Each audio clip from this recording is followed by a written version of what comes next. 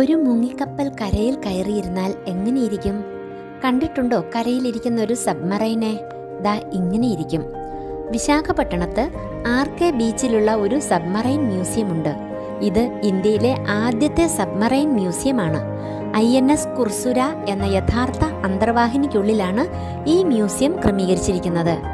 1970 നിർമ്മിച്ച INS കുർസുര 31 വർഷത്തെ സർവീസിനു ശേഷം 2001 ഡീകമ്മീഷൻ ചെയ്ത് മ്യൂസിയമാക്കി. ഇതിന് ഏകദേശം 91.3 മീറ്റർ നീളവും 8.1 മീറ്റർ വീതിയുമുണ്ട്.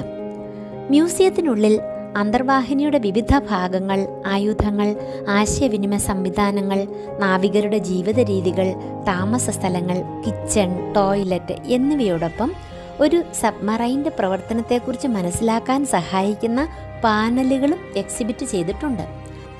ഞങ്ങളോടൊപ്പം ട്രെയിൻ ടൂറിൽ ഉണ്ടായിരുന്ന പാർത്ഥസാരഥി സാർ സബ്മറൈനിൽ ജോലി ചെയ്തിരുന്ന ആളായിരുന്നതുകൊണ്ട് ഇതിൻ്റെ ഓരോ ഭാഗങ്ങളും പ്രവർത്തന രീതികളും വിശദീകരിച്ചു തന്നു ഞങ്ങൾക്ക്. അത് കൂടുതൽ സഹായകരമായി. ഈ മ്യൂസിയം ഇന്ത്യൻ നാവികസേനയുടെ ധീരതയുടെയും ത്യാഗത്തിൻ്റെയും പ്രതീകമാണ്. മുങ്ങിക്കപ്പലുകൾ കടലിനടിയിലേക്ക് പോകുന്നത് ബല്ലാസ്റ്റ് ടാങ്കുകളിൽ വെള്ളം നിറച്ചാണ്.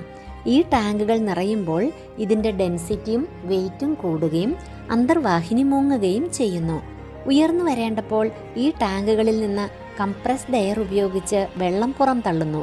അപ്പോൾ ഡെൻസിറ്റി കുറഞ്ഞ് അന്തർവാഹിനി ജലപ്പരപ്പിലേക്ക് ഉയർന്നു വരുന്നു.